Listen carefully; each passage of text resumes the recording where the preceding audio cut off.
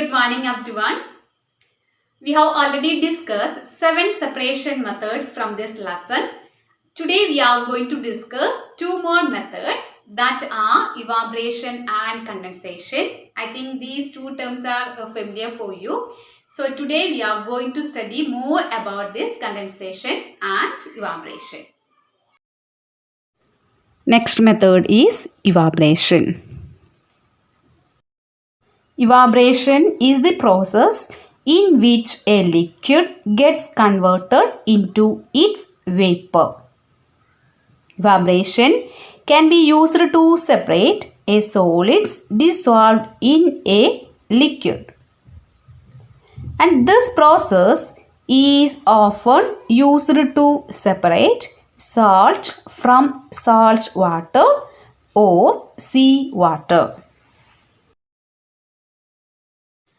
Where do you think salt comes from?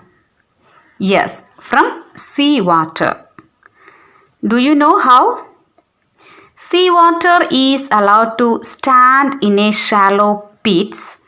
Water gets heated by sunlight and slowly turns into water vapor through evaporation. You can see water goes. Okay, it is by evaporation.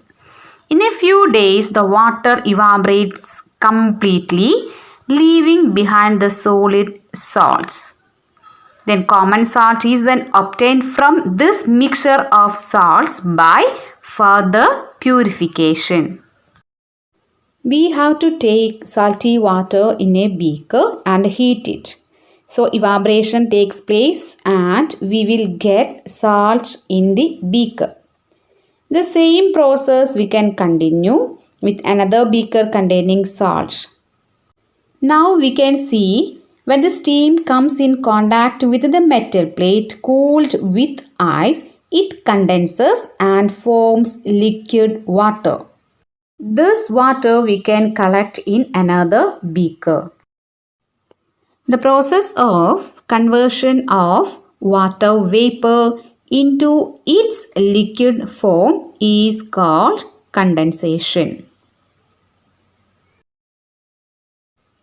So I think it's clear for you what is evaporation and condensation.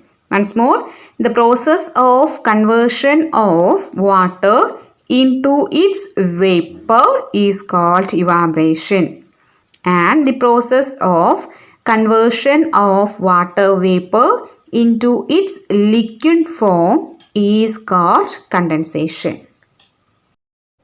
We know that water dissolves many substances in it and make its solution.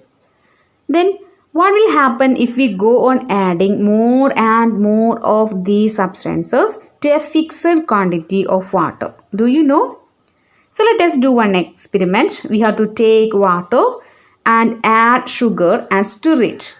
Then after add more sugar and stir it. And finally, you will not be able to dissolve any more sugar.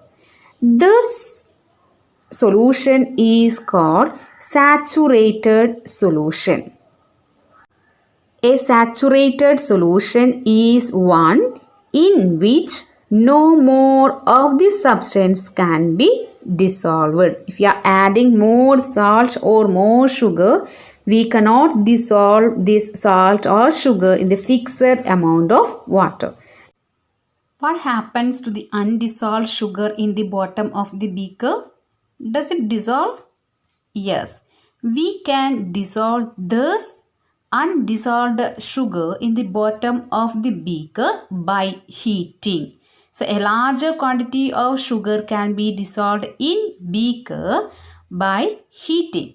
And that solution is called supersaturated solution.